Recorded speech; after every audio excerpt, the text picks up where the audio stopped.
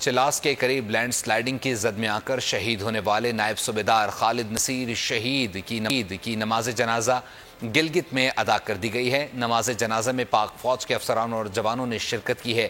شہید کا جسد خاکی اپنے آبائی علاقے کو روانہ کر دیا گیا، جہاں شہید کو مکمل فوجی اعزاز کے ساتھ سپرد خاک کیا جائے گا۔ پاکستان کی مسلح افواج ہر قیمت پر قوم کی خدمت کے لیے پرعزم ہیں۔ مزید جان لیتے ہیں سلمان اوان سے، نمائندہ خصوصی۔ سلمان، اپڈیٹ کیجیے گا۔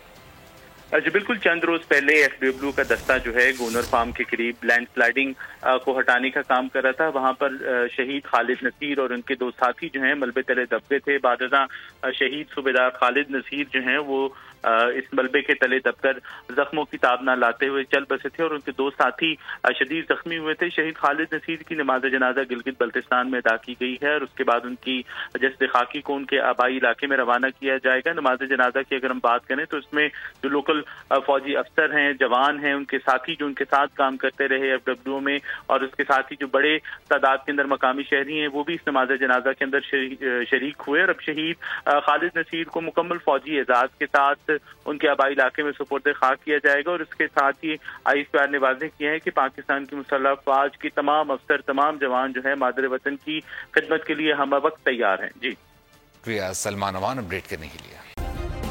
سبسکرائب کریں اور بیل دبائیں تاکہ کوئی خبر رہ نہ جائے۔